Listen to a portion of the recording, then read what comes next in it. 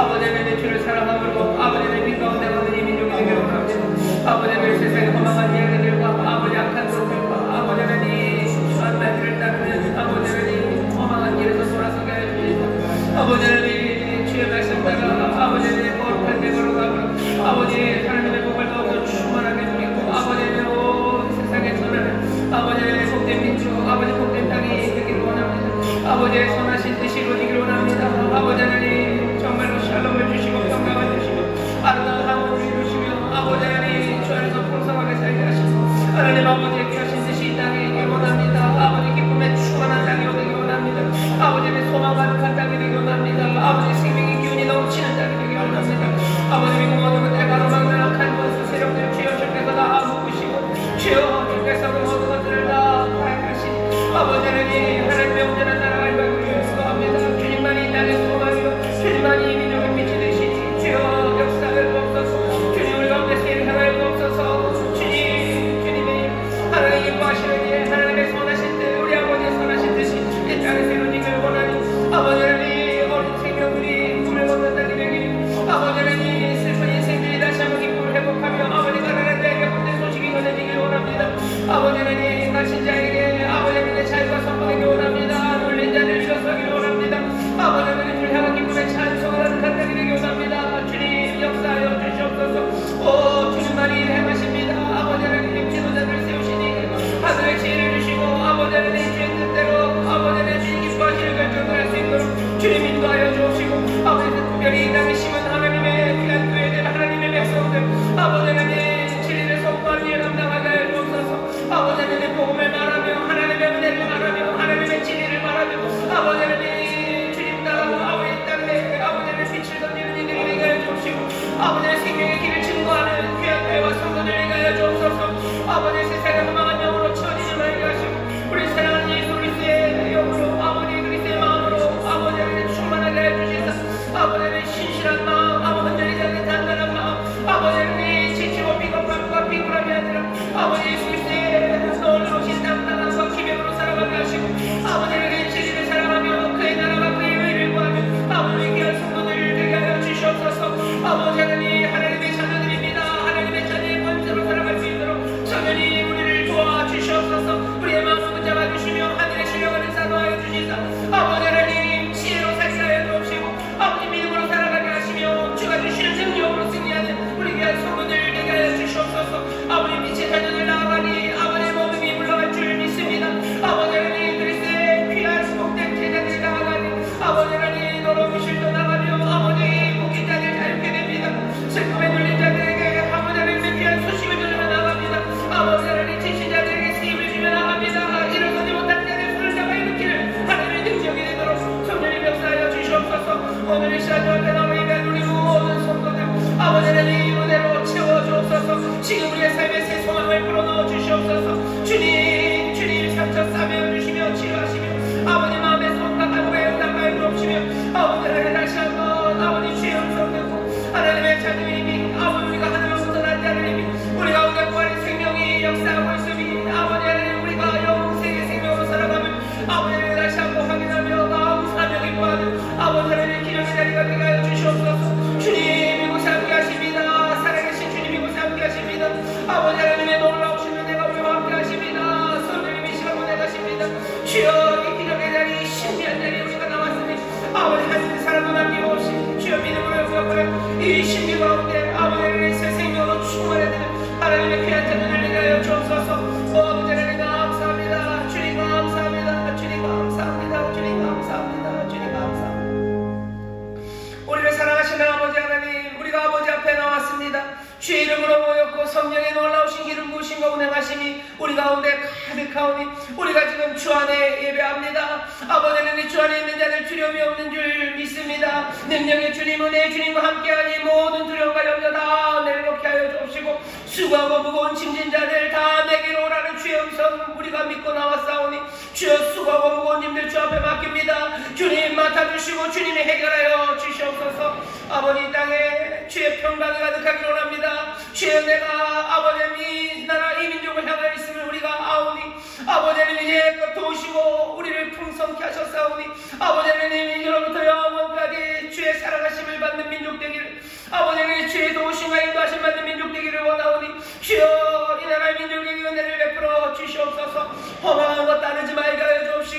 아버지는 세상의 모든 거짓에 속아 넘어가는 민족 되지 말게 하여 주옵시며 온전히 주 앞에 나와 주의 음성에 귀 기울이고 주 앞에 무릎 꿇기를 원하오니 주님 우리 가운데 은혜 베푸시고 긍휼히 여겨 주시옵소서.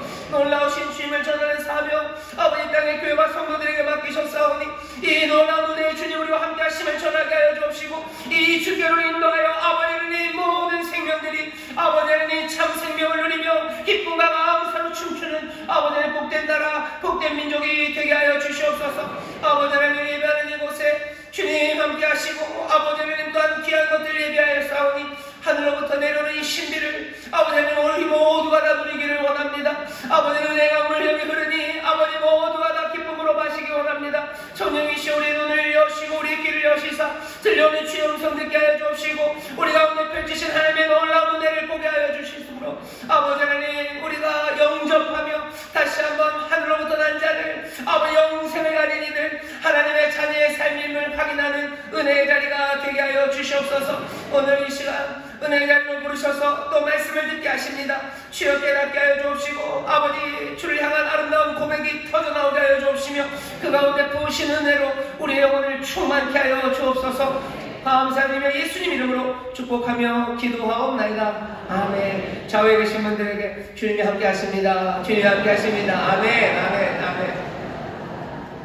옆에 있는 분들에게 주님이 함께 하십니다 라고 얘기하면서 아무 생각 없이 하시는 분들 있으시죠? 진짜인가 본데요. 웃으시는 거 보니까 기회를 드리겠습니다. 다시 한번 우리 좌우에 계신 분들에게 믿음으로 격려하셔. 이 말 한마디면 옆에 있는 사람 삶이 변합니다. 이 말이 우리에게 믿음으로 받아들여지면 우리의 삶이 변할 뿐만 아니라 우리가 살아가는 세상이 변합니다. 옆에 있는 분들에게 얘기해 주시오. 주님 우리와 함께 하십니다. 주님 우리와 함께 하십니다.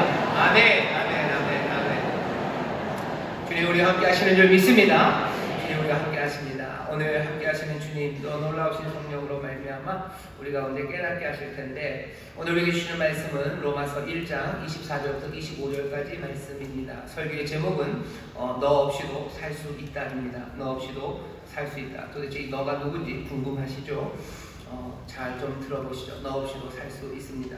오늘 본문 말씀은요 마음의 소원에 대해서 말합니다. 24절 보면 그러므로 하나님께서 저희를 마음의 정욕대로 더러움에 내어버려 두사라고 되어 있어요. 하나님이 저희를 그냥 내버려 두신대요. 뭘 내버려 둬요? 마음의 정욕대로 내버려 둔답니다. 정욕이라고 그러면요 괜히 느낌이 좀 찜찜하고 끈적거리고 뭐가 좀 좀 추한 것처럼 보여요. 근데 여기 정욕이라고 번역된 말은 그냥 말 그대로 마음의 갈망입니다. 마음의 소원이에요. 하나님께서 사람들을요 그 마음에 있는 소원대로 그냥 그대로 가도록 내어버려 두신대요. 그냥 가만 두신대요. 소원 따라가도록 내버려 두신답니다. 그러니 오늘은 우리 마음의 깊은 소원들 어쩌면 평생의 소원, 평생의 꿈에 관해서 말씀을 좀 전하려고 합니다. 여러분들 그런 게 좀 있으시죠? 내 평생에 이루어졌으면 좋은 것, 아니면 내 손에 쥐었으면 좋은 것, 내 마음에 갈망이 있으셔요. 그게 그냥 유행 따라 한 몇 달은 이거, 몇 달은 저거가 아니라 정말로 평생의 소원들이 있으실 겁니다. 그 평생의 소원이 이루어지면 얼마나 좋겠습니까? 근데 오늘 본문 말씀은요, 하나님께서 그 마음의 평생의 소원이 그냥 이루어지도록 두신대요. 두신다는 게 내버려 두신대요. 그냥 그렇게 포기해 놓으시겠대요. 이 얘기는 그러니 전혀 좋은 이야기가 아닙니다. 사람들은 내 마음의 갈망, 깊은 소원, 평생의 꿈들을 위해서요, 어떤 것들로 희생시킬 준비가 되어 있죠. 그것들을 위해서라면 희생할 준비가 되어 있습니다. 희생이라는 게 꼭 누구를 잡아서 어떻게 하는 게 아니라 내가 잠잘 거 희생하고 할 수 있어요. 잠자는 게 얼마나 좋습니까? 하지만 내 평생의 그 소원을 이루기 위해서라면 나는 잠도 안 잘 수 있어요. 먹을 것도 안 먹을 수 있어요. 그리고 내가 할 수 있는 여러 가지 즐거움도 다 포기할 수 있어요. 어떤 때는 남들에게 욕먹는 거 그것까지도 감수할 수 있어요. 내 평생의 소원, 내 평생의 꿈, 내 간절히 바라는 그 깊은 소원을 이루기 위해서는 그렇게들 살아갑니다. 그렇게 살아가는 뭔가가들 있으셔요. 오늘은 그 얘기입니다. 오늘 본문이 우리에게 알려주는 것은 그 마음의 깊은 소원들, 그것들을 이루는 것, 그것으로 점점 가서 그것을 갖게 되는 것이 재앙이라고 말합니다. 그건 재앙이래요. 하나님이 그냥 그렇게 내버려 두신 거래요. 그래서 그냥 더러움에 집어 던지신 거래요. 내 마음의 소원이 이루어지면 좋은 것 아닙니까? 오늘 보면 아니 그건 재앙이라고 말합니다. 내 평생의 소원이 이루어졌는데, 사람들의 평생의 소원이 이루어졌는데 그게 왜 재앙입니까? 오늘 본문은 뭐라고 설명하냐면요, 25절입니다. 이는 저희가 하나님의 진리를 거짓으로 바꾸어 피조물을 조물주보다 더 경배하고 섬깁니다. 사람들이 마음에 소원이 있는데 그 소원이 다른 게 아니라 피조물들입니다. 피조물을 조물주보다 더 경배하고 섬기는 일이기 때문에 그렇습니다. 우리가 뭔가를 위해서 살아야 내 평생의 소원을 위해서 삽니다. 내가 그렇게 평생을 위해서 산다면요, 내 생각, 내 마음, 그리고 내 충성, 그리고 내 희망, 이 모든 것들은요, 바로 그것이 사로잡아 버립니다. 내 희망은 그것이 가져가요. 내 마음도 그것이 가져가요. 그리고 내 충성도 그것이 가져가요. 왜? 그건 내 평생의 소원이고 내 가장 깊은 갈망이기 때문에 그렇습니다. 문제는 뭐예요? 바로 그것. 내 평생의 소원은 늘 피조물들입니다. 하나님이 아니에요. 사람들은 그들이 하나님이면 좋겠다라고 생각하는 사람들도 많지도 않고요. 한번 사람들의 평생의 소원들에 대해서 들어보셔요. 그럼 다 피조물들입니다. 하나님 아닌 것들입니다. 성경은 뭐라고 얘기하냐면 성령의 도우심, 성령님이 도우시고 우리의 삶에 개입하기 전에는 우리는 늘 뭐예요? 그 피조물들을 섬겨요. 여기 그렇게 되어 있죠? 피조물을 조물주보다 더 경배하고 섬깁니다. 이 피조물은 사람일 수도 있어요. 아니면 사람에게서 받는 인정일 수도 있어요. 아니면 내가 돈일 수도 있고 무엇이 되었든지 간에 하나님이 아닌 겁니다. 하나님이 아닌 것들은 몽땅 다 피조물이에요. 다 하나님이 만드셨기 때문입니다. 만드신 하나님 말고 하나님이 만드신 다른 것들을 내 마음의 소원, 내 평생의 꿈으로 내가 가지면 내가 그것들을 이루어냈을 때 그것은 재앙이 될 수밖에 없어요. 왜 재앙이 되는지 아십니까? 그것들이 피조물이기 때문에 그렇습니다. 피조물은 하나님이 주실 수 있는 것들을 우리에게 줄 수 없습니다. 피조물은 우리에게 영원한 소망을 줄 수 없어요. 피조물은 우리의 영원한 충성을 받을 만큼 가치 있지가 않습니다. 결국은 그것들이 피조물이기 때문에 하나님 역할을 해내지 못합니다. 그러니 우리 마음엔 비탄이 다가오고 슬프고 실망스러운 거예요. 피조물이 정말로 내 삶에서 소원으로 이루어지면 그것을 만족할 것 같은데 아닌 거죠. 그러니 실망하게 돼요. 실망하게 되면 거기서 끝나지 않습니다. 심지어 이 피조물들도 폭주하기 시작하죠. 자기가 하나님이 아닌데 하나님처럼 섬겨요. 그러니 이거 감당 못하는 겁니다. 예를 들어 볼까요? 오늘 여기 사실은 이 본문에 있는 것 중에 이 정욕 중에 하나는요, 뭔가 성적인 것이 맞습니다. 어떤 사람들은 그런 사람들이 있어요. 내가 정말로 무슨 동성애 요즘 많이 얘기하는데 내 동성 사랑을 만나면 내 삶에 행복할 거예요. 세상에 동성애가 이루어지는 세상, 그 세상이 이루어지면 얼마나 행복할까? 그게 평생의 꿈인 사람이 있습니다. 그게 이루어지게 하나님은 내버려 두시겠다는 거예요. 내버려 두면 그럼 어떻게 돼요? 그 동성 사랑을 내가 만나면 내 인생의 모든 희망과 소망이 다 채워집니까? 아니에요. 그럴 수 없는 건 자명합니다. 왜? 모든 것을 채워줄 수 있는 피조물이라는 건 없어요. 오직 하나님만이 우리의 모든 것을 채워줄 수 있는데 이것이 채워줄 수 있을 거라고 생각하고 구했으니 결국은 그것을 얻었을 때 남는 건 실망이에요. 실망하니 뭐 하는 거예요? 좌절하는 거예요. 좌절하고 분노합니다. 그러니 미워하는 거예요. 미워하면서 꺾여지죠. 그럼 어떻게 돼요? 내 그 동성 사랑도 뭐예요? 얘도 이 사람도 망가지는 거예요. 이 사람들도 나를 그렇게 사랑하고 나에게 충성을 바치고 나에게 손언을 걸었다가 내가 실망하고 멀어져 가는 거 보면 여기도 뭐 좋을 게 있습니까? 그러니 폭주하기 시작하는 거죠. 동성애 얘기라니까 여러분들 좀 긴장하시는데 긴장을 풀어드리기 위해서 자녀 생각해 보세요. 내 평생의 꿈은 자녀입니다. 내 아들 잘 되는 거 그거 하나가 내 평생의 소원이었어요. 정말로 그게 내 평생의 소원이기에 내가 그것을 위해서 희생합니다. 내 모든 충성은 거기로 갑니다. 하나님의 대답은 뭐예요? 그렇게 내버려 두시겠대요. 그러면 니들 다 망할 거다라고 얘기하신 거예요. 자녀가 내 평생의 소망인 사람들, 여러분들에게 알려드릴게요. 여러분들 그러면 망합니다. 자명합니다. 왜? 내 자녀는 하나님이 아니기 때문이에요. 내 자녀는 피조물이기 때문이에요. 자녀에게 실망한 사람 많아요. 그래서 삶이 어그러집니다. 그러니 자녀도 엉망이 됩니다. 내 어머니가, 내 아버지가 나에게 모든 기대를 다 걸어서 그래서 내가 그걸 채울 수 있습니까? 아들이 부모님의 모든 소망을 다 채울 수 있어요? 없어요. 어떻게 아냐고요? 압니다. 아들은 하나님이 아니기 때문이에요. 나중에 속인 게 발각돼요. 나중에 거짓인 게 들통이 나요. 그건 더 슬퍼요. 그죠? 아들은 어머니가 아버지가 자기를 하나님처럼 대하는 걸 알아요. 그런데 자기가 하나님이 아닌 걸 알아요. 그럼 뭐예요? 거짓말하는 거예요. 속이는 거예요. 아들은 마음이 편하겠습니까? 안 편하죠. 그것이 들통났을 때 부모님 더 실망하고 아들은 어떻게 좌절감에 빠집니다. 걷잡을 수 없이 망가져가요. 하나님이 말씀하시면 내버려 두겠다. 내버려 두겠다. 마음의 정욕대로 너희들이 꿈꾸는 거 평생의 소원이 있으면 그것 따라 살아가도록 내버려 두겠다고 하나님이 조금은 독한 이야기를 하시는 거예요. 조금은 나쁜 이야기를 하시는 거예요. 망하는 길로 그냥 두겠다고 지금 말씀하시는 겁니다.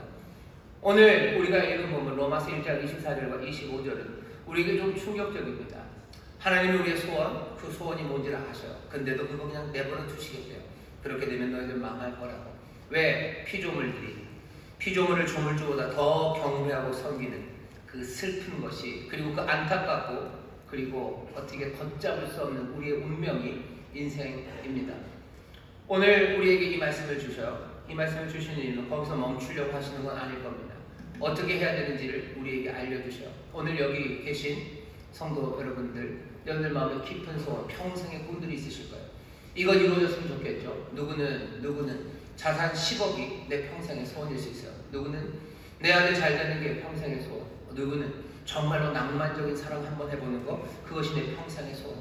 아니면 사람들에서 인정받고 존경받는 거, 그게 내 평생의 소원. 아닌 분들 계셔요. 그보다 훨씬 더 고상하다고 그러잖아요. 이 땅에 자유롭고 무슨 평화로운 통일이 여러분 평생의 소원일 수 있어요. 아니면 좀 더 고상한 분 계실 수 있어요. 무슨 건강한 교회, 인천 수목회가 정말로 부흥하고 건강한 교회가 되는 거, 그게 내 평생의 소원이신 분들이 있으셔요. 너무 좋아하지 마세요. 그 모든 소원들, 그게 무엇이건 간에, 그것이 무엇이건 간에 피조물, 그것을 하나님처럼 경배하면 그건 몽땅 다 재앙이 될 겁니다. 그럼 어떻게 해야 됩니까? 비슷한 사람 한 사람 보셔요. 아브라함입니다. 아브라함도 언젠가부터 평생의 소원 하나가 생겼어요. 아마 한 30대, 40대쯤부터 생겼을 겁니다. 아브라함이 그렇게 무슨 노예 같은 사람은 아닙니다. 어느 정도 무슨 어떤 집안, 꽤나 괜찮은 집안 사람이면 분명해요. 30살, 40살쯤 되면요. 당시 지금부터 3,500년 전입니다. 고대 사람이죠. 그때는 지금보다 훨씬 더 자식이 중요해요. 아들 낳아야 돼요. 내 것을 물려줄 상속자가 있어야 내 삶에 의미가 있는 겁니다. 내 삶의 기쁨, 소망, 그걸 몽땅 다 장자, 상속자에게 있어요. 아들을 하나 얻는 것, 그것이 이제 평생의 소원입니다. 그 소원에 하나님이 불을 붙이셨어요. 더 나이 75세쯤 돼요. 간당간당합니다. 75세가 되면 아이를 낳을 수 있을까 없을까 잘 모르죠. 거기에 하나님이 오셔서 네 자손, 네 아들을 통해서 세상 모든 민족이 복을 얻게 돼요. 그러니 아들이라는 소원은요 더 든든해집니다. 정말로 하나님이 그러시면서 얘기하시는 거죠. 너 이 복을 얻기 위해서 나오래. 네 본토 친척 아비집을 떠나 내가 네게 지시할 땅으로 가랍니다. 아브라함의 평생의 소원 하나가 생겼어요. 그 소원을 붙잡고 그 일을 이루기 위해서 뭐하죠? 희생하는 겁니다. 본토 친척 아비집을 떠난다는 건 친구를 떠난다는 거예요. 가족들 떠난다는 거예요. 삶의 평안함을 떠나는 거예요. 삶의 형통함, 부유함, 그 모든 것들은 다 버릴 수 있어요. 내 소망, 내 소원을 이룰 수 있다면. 내 아들이 모든 민족에게 복이 되는 그런 아들이 나에게 생긴다면 나는 다 버릴 수 있습니다. 내게 그런 아들만 생긴다면. 그게 아브라함이에요. 희생합니다. 그리고 기다립니다. 갈 바를 알지 못해요. 하지만 그 자손의 약속 그것 붙잡고서 기다리고 또 기다립니다. 모든 것들을 버리고 기다리는 건 왜 그런 겁니까? 아브라함은 모든 것을 버리고 떠날 수 있었던 건 아들 때문입니까? 아니면 하나님 때문입니까? 그게 애매합니다. 아브라함에게 있어서 삶의 의미 그리고 삶의 모든 것은 아들입니까? 하나님입니까? 아리아리합니다. 이 아브라함이요. 이 아브라함이 드디어 어떻게 돼요? 아들을 낳죠. 아들을 낳았어요. 평생의 소원이 이루어진 겁니다. 얼마나 행복할까? 여러분들도 평생의 소원이 이루어지는 날 한번 생각해 보죠. 조국 통일을 평생의 소원으로 생각하시는 분들, 통일의 소식이 들렸을 때 얼마나 즐거울까? 아니면 일제시대 내 조국 독립, 내 조국 대한민국의 독립을 꿈꾸던 사람들에게 독립의 선언이 광복의 소식이 알려졌을 때 사람들 얼마나 기뻤을까? 아들 하나 보자고 그렇게 학수고대 아니 손자 하나 보는 것이 내 평생의 소원이었던 할머니에게 아들이에요 라는 이야기가 가져다주는 그 환희가 얼마나 대단했겠습니까? 아브라함에게도 아들이 태어났어요. 그러니 뭐 평생의 소원이 이루어졌죠. 이제 상속할 수 있어요. 내 삶의 의미는 완전해졌어요.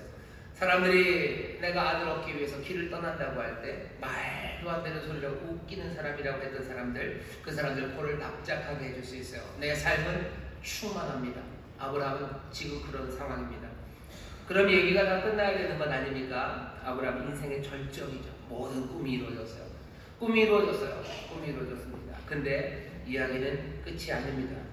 아들이 태어났으면 이제 남은 건 아브라함 행복해서 그냥 죽을 때까지 행복하게 살면 되는 거 아닙니까? 아닙니다. 하나님이 아브라함을 다시 부릅니다.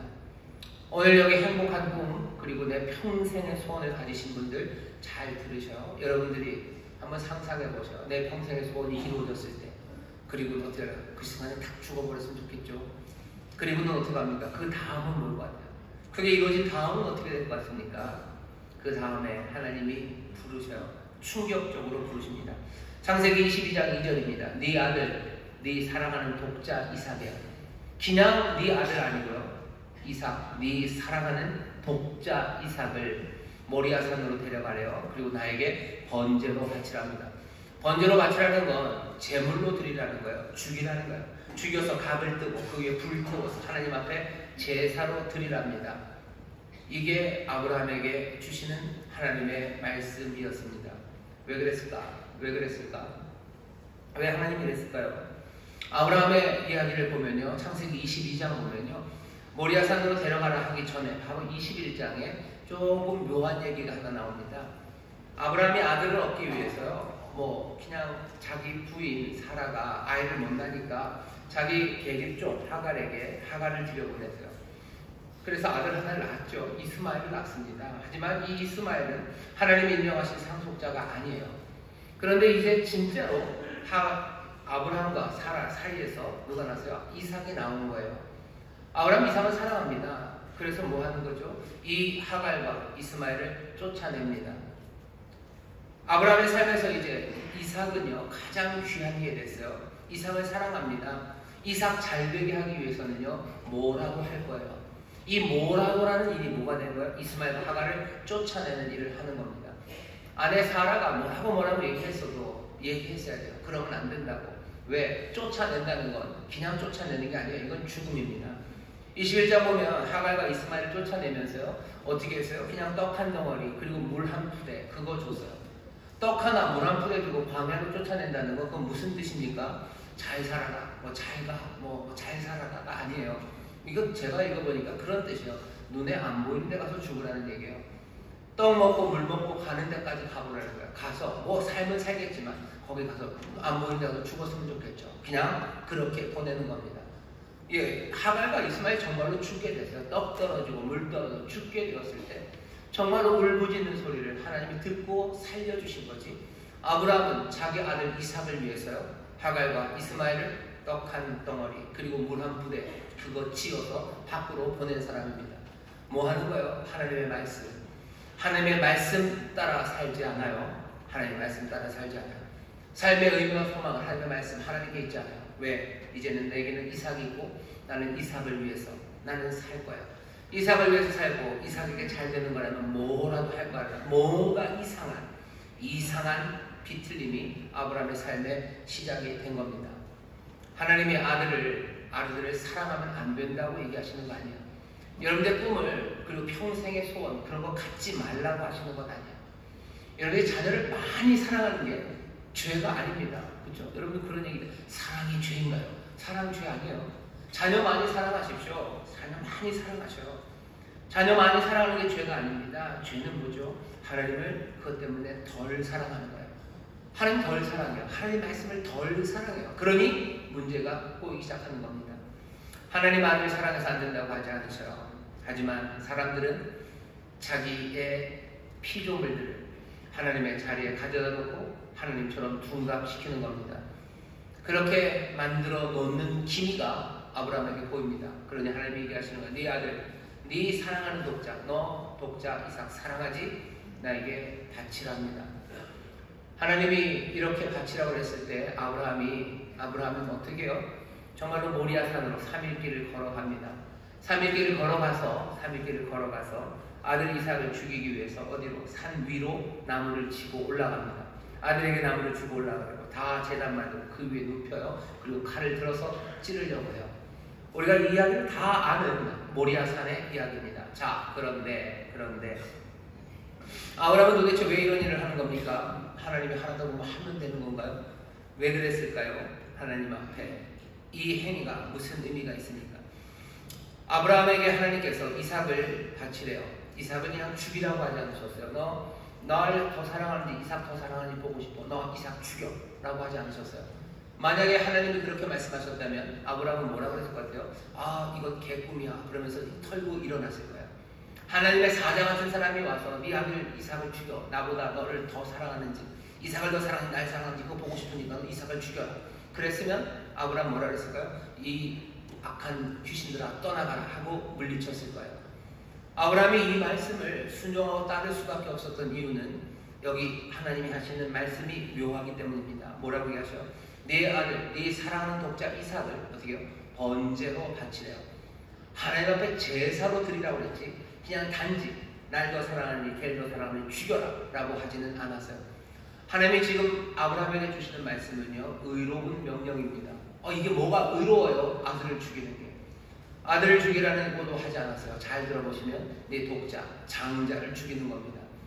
장자를 죽여요. 왜 장자를 죽입니까? 이 당시 고대시대 하나님 앞에 어쩌면 그 모든 죄는 누가? 장자가 감당합니다. 장자라는 건 집안의 모든 것들을 물려받을 사람이에요. 상속자예요. 가장 중요해요.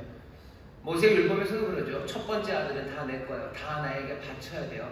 근데 직접 받지 않으시고 물건으로 받으십니다. 아니면 다른 짐승으로 받으셔요. 장자는 몽땅 다 하나님에게 속해서. 한 집안의 모든 죄는 누가 다 감당합니까? 장자가 감당합니다. 걔가 죽어야 되는 거예요. 여러분들 애굽에서 하나님께서 애굽을 때리실 때 마지막 심판의 10번째가 뭐였죠? 재앙의 10번째가 모든 장자를 죽이시는 거였어요. 하나님이 이스라엘의 애굽의 장자를 왜 죽이셔요? 그게 제일 사람들이 겁먹으니까 장자를 죽이면 사람들이 완전히 공포에 떨기 때문에 그래서 장자를 죽이신 거예요.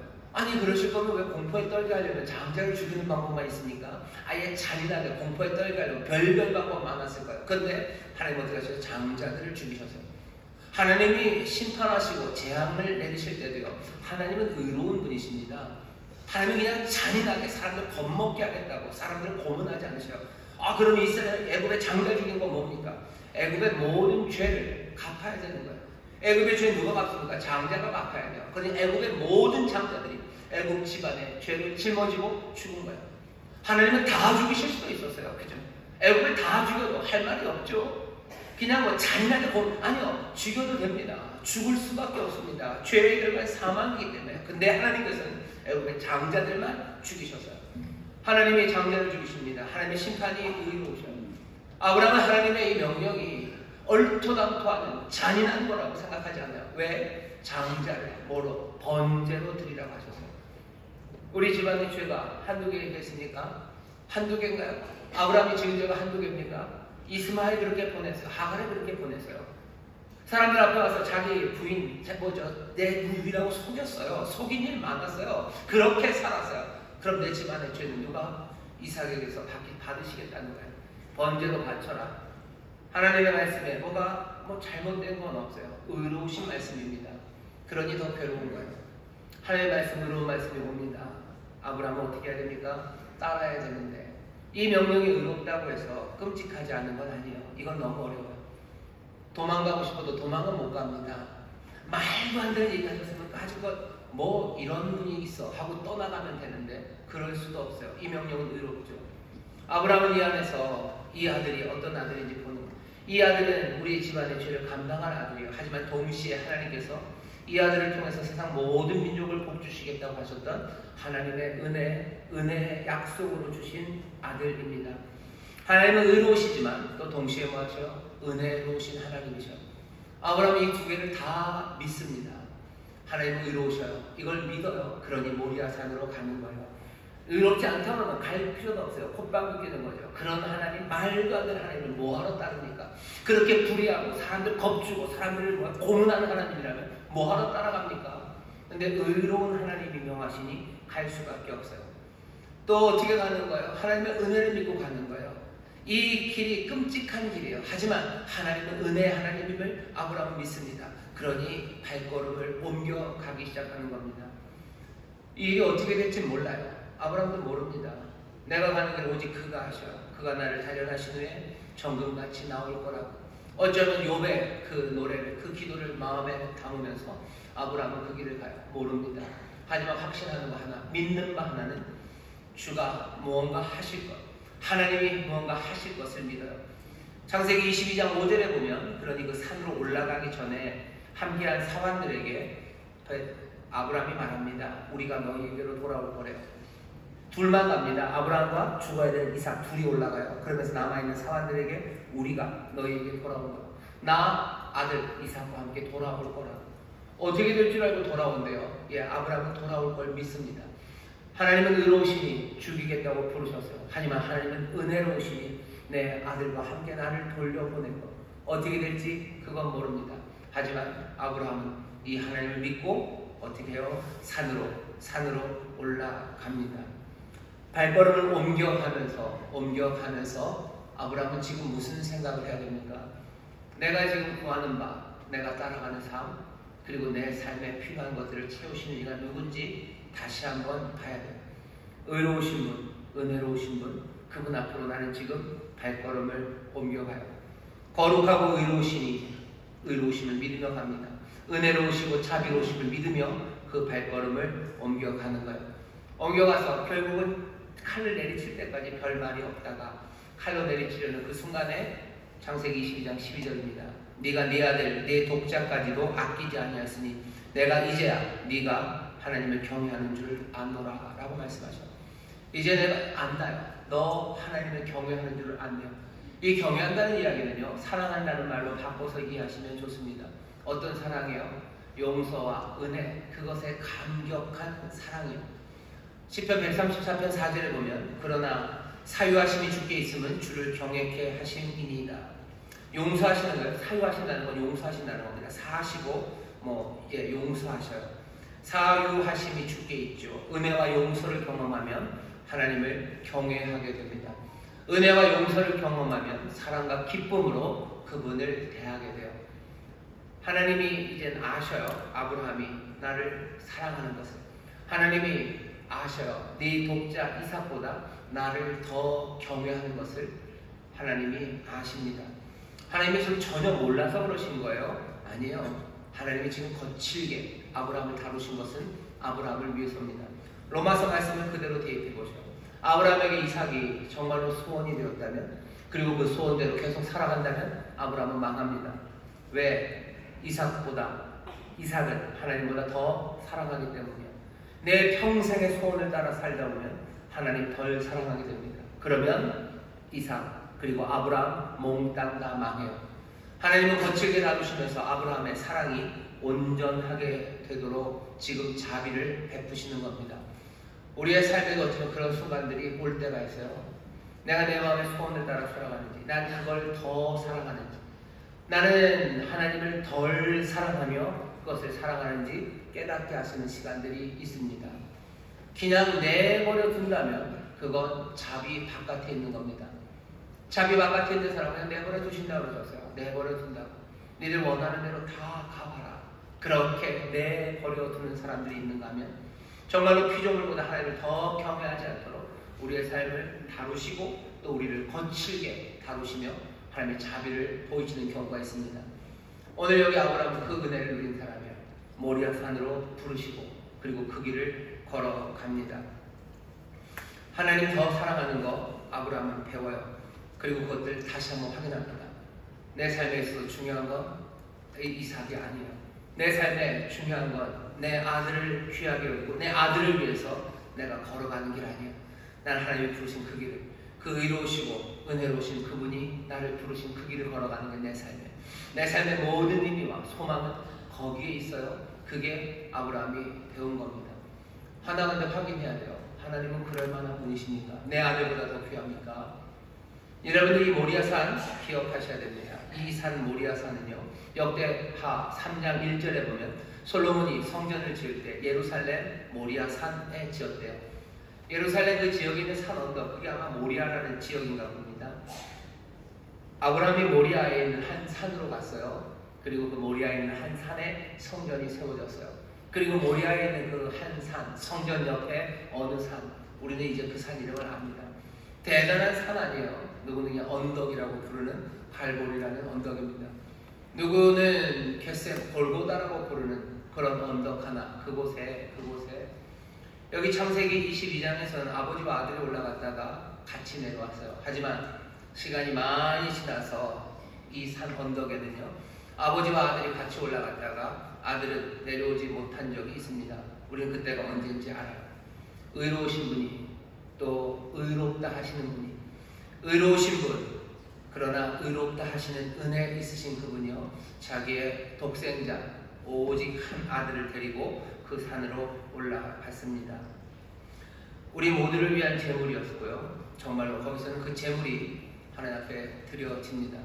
모든 죄를 감당하는 장자가 거기에서 죽어요. 우리에게 보여주시는 건 뭐죠? 우리를 향한 하나님의 사랑이에요. 그분은 의로우셔요. 그리고 우리를 의롭다 하셔요. 의롭다 하시는 게 은혜입니다. 하지만 동시에 의로우신 분이셔요. 그분이 그 의로우심과 그 은혜로 우리를 사랑하시되 정말로 자기의 독생자를 내어주시기까지 사랑하신 분이셔요. 그 사랑은 하나님의 사랑입니다. 하나님의 사랑이 없는 세상이 아니에요. 하나님의 사랑은 어디에서? 그 모리아산 갈보리 언덕에서 우리가 확인된 사랑입니다. 사람들은 우리가 소망하고 꿈꾸는 것이 하나님이 없다는 상정하에서 우리에게 필요한 피조물들을 우리의 꿈으로 붙잡아요. 하지만 그 모든 피조물들은 하나님이 될 수 없습니다. 여기 생생하게 그 산 위에 그분 계시는데 그분 말고 다른 것들을 피조물로 세운다는 것, 그건 어리석어요. 이 사랑을 내어주시니가 기다리고 계시는 거예요. 이 사랑을 내어주시니가 우리에게 사랑으로 사랑을 베푸시며 우리를 부르시는 거죠. 그 사랑에 대답하지 않는 사람들, 그리고서 피조물을 사랑하는 사람들, 하나님이 그냥 내버려 두시겠다는 겁니다. 우리 인생의 괴로움이 왜 생깁니까? 이삭 때문입니다. 이삭이 아니면 괴롭지 않아요. 까짓 거 저기서 문제 있다고 그래서 그렇게 고통스럽습니까? 하지만 이삭에게 문제가 생기면 내 삶은 힘들어져요. 내 삶은 그것 때문에 원망과 그리고 원한으로 가득 차게 됩니다. 내 평생의 소원, 그것들을 건드릴 때 문제가 생기는 거예요.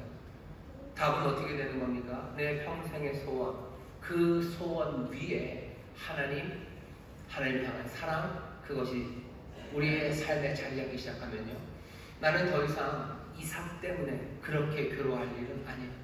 괴롭죠. 하지만 위로받을 거예요. 내가 이것 때문에 마음에 분한 원통함이 생기겠죠. 내 아들 뭐라고 하는데 그것들을 어떻게 하기 위해서 부르부르 떨릴 겁니다. 하지만 하나님의 사랑이 내 모든 그 원한과 그리고 부르르 떨리는 이 가슴 떨림을 평안으로 채워주셔서요, 내 아들 이삭을 더 온전하게 사랑하게 해요. 내가 아들 때문에 실망할 때 많아요. 그럼 내가 아들을 어떻게 사랑합니까? 하지만 내가 하나님을 사랑하기 시작하면 내 아들 이삭 때문에 실망한 그 실망이 하나님의 은혜로 채워져요. 그러면 나는 다시 사랑할 수 있는 힘이 생깁니다. 그러니 더 내 아들 이삭을 온전히 사랑할 수 있어요. 이건 아들 이삭의 말에 관한 문제만은 아니에요. 내가 삶에서 정말로 선한 것, 뭔가 이루기 위한 꿈들이 있어요. 하지만 그 꿈들이 이루어지지 않을 때 많고 그 꿈들이 나를 실망시킬 때 많아요. 그럴 때마다 절망합니까? 아니요. 내가 하나님 사랑합니다. 하나님이 사랑하니 내가 하나님에게서, 내 주님에게서 모든 것들이 만족해요. 여기 있는 실망 주가 채우십니다. 여기 있는 내 분노 주께서 내게 평강을 주셔요. 그러니 나는 다시 온전하게 분노로 사랑하지 않아요. 실패로 뭔가 말을 하기 위해서 억지 부리지 않아요. 억지로 사랑하지 않고 이상한 방식으로 사랑하지 않고 내가 꿈꿨던 그 선한 일들을요, 더 온전하게 의롭게 은혜의 충만해서 나는 그 일을 해나가기 시작합니다. 선한 노력들도 그렇게, 내 사랑도 그렇게, 그리고 어쩌면 돈 버는 것도 마찬가지야. 내가 돈 버는 거, 여러분 돈 버는 걸 돈을 사랑하면 안 된다고.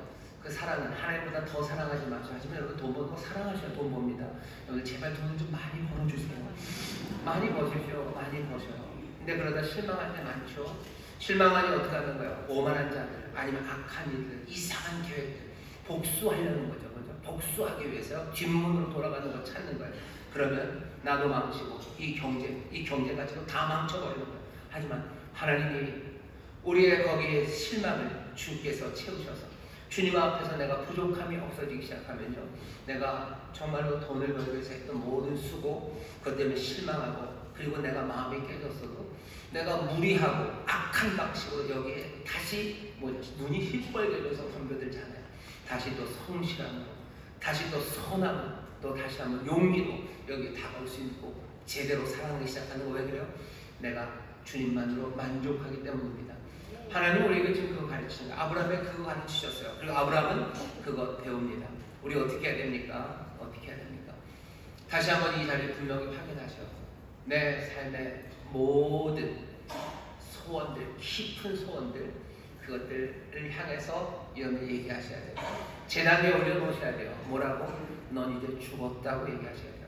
오늘 설교의 제목입니다. 뭐라고 얘기하셔야 돼요? 너 없이도 살 수 있다고 말하셔야 돼요. 그냥 내가 하나님 사랑하면 내가 소원했던 거 계속 할 수 있다는 얘기구나. 아니요, 그렇게 쉽지 않습니다. 하나님 사랑하셔요. 하나님 제일 사랑하셔요. 그리고 내 마음의 소원들, 그 소원들을 무너뜨리셔요. 어떻게 무너뜨립니까?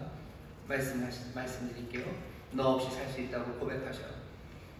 나는 내 자식 없이 살 수 있습니다 라고 고백하셔요. 세상장을 말하셔요. 아들한테 말하는 참 어려우실 텐데 그래도 기회가 된다면 말하셔요. 너 없이 살 수 있다고 얘기하셔요. 하나님으로 인해 너 없이 살 수 있다고. 아들들이 그럼 엄마 날 사랑하지 않는다. 아니, 내가 주님으로 충분히 사니 내가 너를 이전보다 더 많이 사랑하고, 내가 이전보다 더 너에게 소망으로 사랑하고, 이전보다 더 너를 신실되게 사랑할 수 있다고 말해 주시면 됩니다. 이전보다 하나님을 더 많이 사랑하십시오. 아니면 하나님을 더 많이 사랑하는 것 안에서 자녀를 사랑할 수 있어요. 그러기 위해서 어떻게 됩니까? 너 없이 살 수 있다고 말해야 돼요. 여러분의 평생의 꿈을 향해서 말하셔요. 내 평생의 소원, 그건 이루어지지 않아도 나 살 수 있다고 고백하는 거예요. 그것 없이 살 수 있습니다. 하나님으로 충분합니다. 주님으로 충분합니다. 그리고 나서 내 소원, 그 소원을 이루기 위해서 사랑하며 나가셔요. 그렇게 하면 소원을 향해서 나가는 게 너무 밍밍하고 힘이 없지 않겠습니까? 너무 나태해지지 않겠습니까? 천만의 말씀입니다. 제대로 된 사랑은 오히려 끝까지 견디고 바라고 그것을 위해서 모든 것들을 쏟아내며 나가게 해요. 고린도전서 13장에는 사랑의 이야기 그런 거 아닙니까? 사랑은 오래 참아요. 오래 참고 사랑은 온유하게 할 수 있어요. 투기하지 않아요. 질투하지 않아요. 불의를 기뻐하지 않아요. 진리와 기뻐하면서 모든 것 바라고 모든 것 견디면서 사랑할 수 있는 것, 성령으로부터 받은 은사, 이 제대로 된 사랑이 우리 가운데 주어질 때입니다. 여러분들 그렇게 사랑하십시오.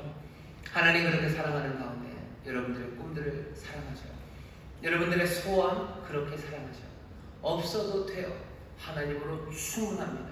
그리고 나서 이것들 사랑하기 시작할 때 이 사랑이 슬픔이 되지 않아요. 이 사랑이 눈물의 씨앗이 아니라 이 사랑이 우리의 기쁨과 감사가 되고 두려움 없이 점점 더 온전한 사랑할 수 있습니다.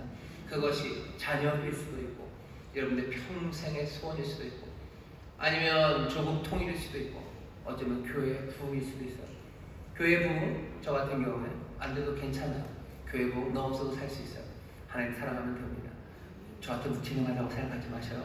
제가 그래야 이 교회를 어떻게 해요? 정말 온전하게 사랑해요.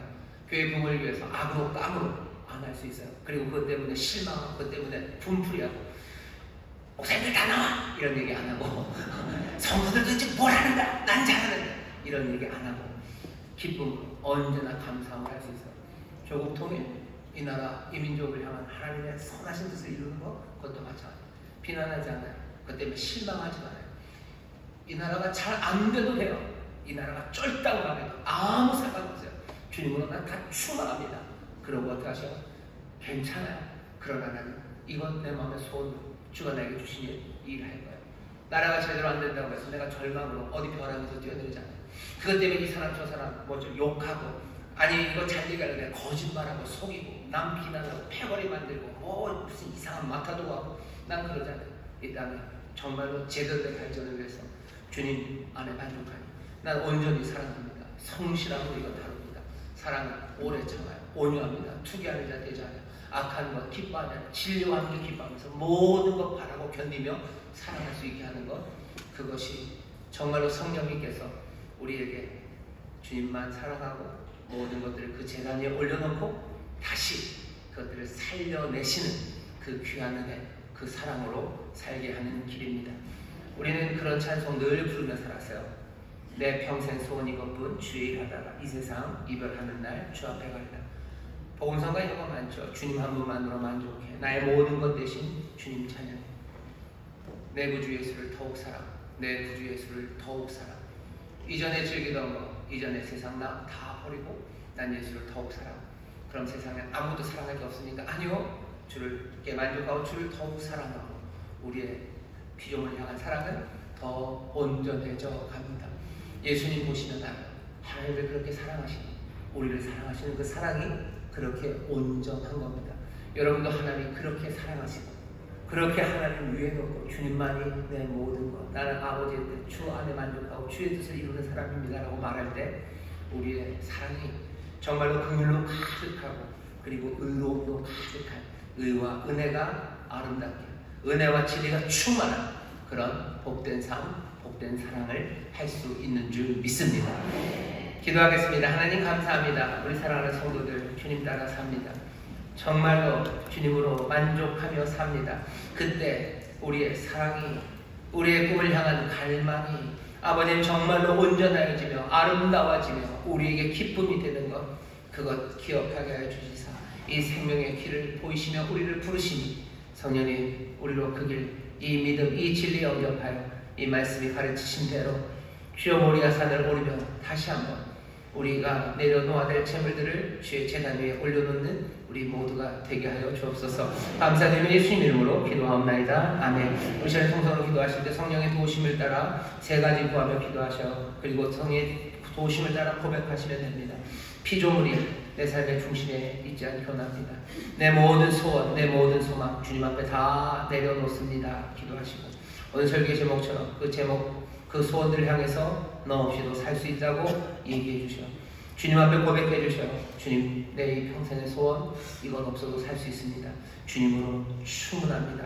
진심으로 그렇게 고백하도록 성령님 도우십니다. 그 고백이 여러분들의 입술에서 여러분들의 영혼에서 나올 때 여러분들 하늘에 놀라우신 은혜와 그 자유함을 그리고 그 부으시는 사랑을 누리게 될 줄 믿습니다. 주여 세 번 부르시고 통성으로 기도합니다. 주여, 주여, 주여. 아버지 하나님 감사합니다. 성령님 우리의 힘으로 안 됩니다. 우리의 힘으로 안 됩니다. 우리의 힘으로 안 됩니다. 우리의 힘으로 안 됩니다. 우리의 힘으로 안 됩니다. 피조물을 주물주물보다 더 경배하고 섬기는 것 우리입니다. 성령님 우리를 도우시면 됩니다. 성령님 우리를 도우시면 됩니다. 우리의 모든 소원들, 우리의 모든 욕망들 아버지 나 제단 위에 놓기를 원합니다. 우리의 모든 꿈들이 아버지 제단 위에 놓여지기를 원합니다. 아버지 거기서 우리 꿈들이 죽을 때 아버지 하나님 우리의 사랑이 온전해집니다. 우리의 놀라우신 의와 은혜로 우리를 사랑하시는 아버지 하나님 우리의 소망입니다. 예수님으로 만족합니다. 예수님으로 충분합니다. 주님으로 충분합니다. 주 안에서 이 하나님